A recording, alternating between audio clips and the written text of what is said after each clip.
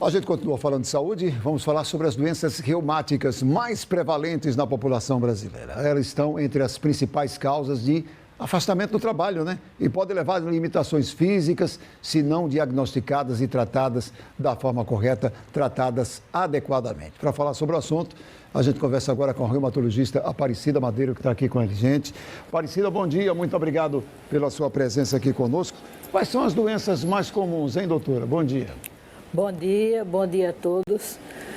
Gilvan, as doenças mais frequentes são inúmeras. Por exemplo, no Brasil temos cerca de 15 milhões de pessoas acometidas por algum tipo de doença reumatológica. As mais prevalentes são a artrose, que é uma patologia que acomete as pessoas em idade de meia idade acima. Temos a artrite reumatoide, que é uma doença bastante prevalente. Tem artrite reumatoide infanto-juvenil e tem a artrite reumatoide do adulto, que são patologias assemelhadas, mas distintas de acordo com a faixa etária. E temos muitas outras. São geralmente doenças crônicas, mas elas têm tratamento, têm acompanhamento adequado, desde que o paciente, o portador da doença, se comprometa a comparecer regularmente ao ambulatório, ao consultório, para evitar problemas mais graves. Então, temos inúmeros. A artrite reumatoide, a espondilite anquilosante, a fibromialgia, tão citada, mas que é uma doença que não deixa sequelas. São muitas. Agora é importante deixar claro que são doenças, como a senhora falou, muitas delas vão ficar para o resto da vida, mas tem tratamento, né? Tem como amenizar isso, tem como se tratar, né?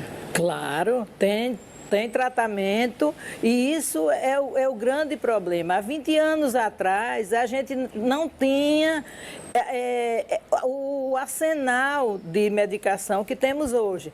Então, um portador de artrite reumatoide e outras patologias reumatológicas anos atrás, ele era fadado a conviver com a doença e as deformidades surgiriam com maior precocidade. Mas, nos últimos anos, de 20 anos para cá, a situação melhorou muito. A medicação, os imunobiológicos surgiram e vieram para ficar. Hoje a gente preconiza o quê? O diagnóstico precoce, o tratamento correto, instituído de forma adequada e orientar principalmente ao paciente que esse compromisso não é só do médico, não é só do reumatologista. Há que haver o compromisso por parte do paciente. Ele precisa estar ciente da necessidade de manter esse tratamento, de comparecer ao consultório do reumatologista com certa regularidade. Algumas dessas medicações têm custo elevado, mas são disponibilizadas pelo governo. E outras já não se consegue ainda, mas com boa vontade por parte do paciente e do médico do que o acompanha, a situação é bem mais animadora, mais favorável. Doutora, eu sou de uma época que a gente falava doença reumática, a gente lembrava logo de pessoas idosas. Hoje a realidade é bem diferente, né? Atinge as mais diversas faixas etárias, algumas delas até na parte juvenil, é algo que chama muita atenção, né? Isso. Essa história de reumatismo, aquela piadinha que reumatismo é coisa de idoso, caiu por terra há muito tempo. Primeiro, não existe a doença reumatismo. Existem inúmeras doenças que estão num kit, como a gente diz. Convencional chamar reumatismo, mas não existe um tipo de doença reumatismo. E as patologias reumatológicas podem acometer crianças na idade muito inferior, crianças de 4 anos, de 3, de 5 e até um pouco mais. O adulto jovem e o idoso também. Mas doença reumatológica não significa que é patologia exclusiva do idoso. Doutora, Isso a dor não. nas costas, a lombalgia, por exemplo, chega muito aos consultórios atualmente, né? É muito frequente, inclusive causada pela má postura. A má postura causa dor, não tenha dúvida. É muito frequente.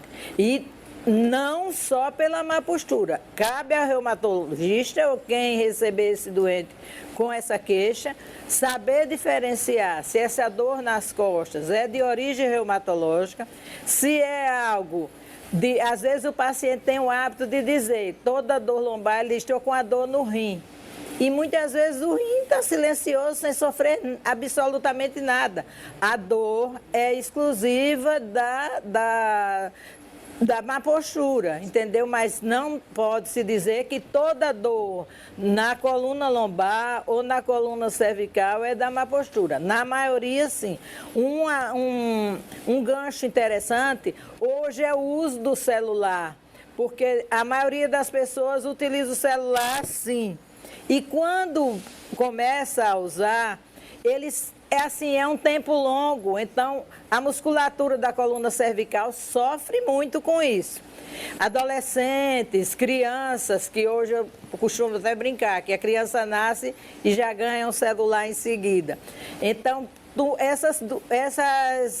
esses hábitos inadequados causam dor na coluna em várias localizações, coluna cervical, coluna dorsal e coluna lombar. Doutora, a artrite reumatoide, ela é uma doença mais prevalente em mulheres, é isso?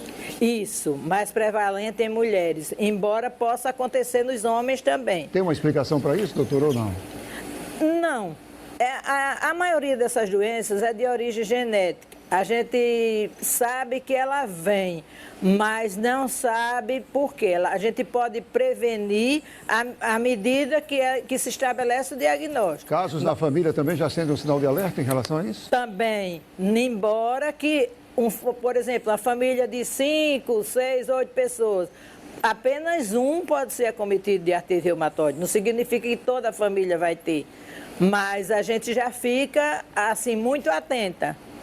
Existe uma campanha nacional de conscientização e prevenção dessas doenças, né, doutora? Está tendo uma campanha, né? Isso. A Sociedade Brasileira de Reumatologia tem sido muito atuante. Ao longo dos seus 75 anos de vida, a sociedade tem procurado se aprimorar. E aqui nesse fim de semana vai ter um ato, vai ter uma participação? No dia 1º de setembro, próximo domingo, vai haver uma ação nacional, que foi nomeada Ação Reumato.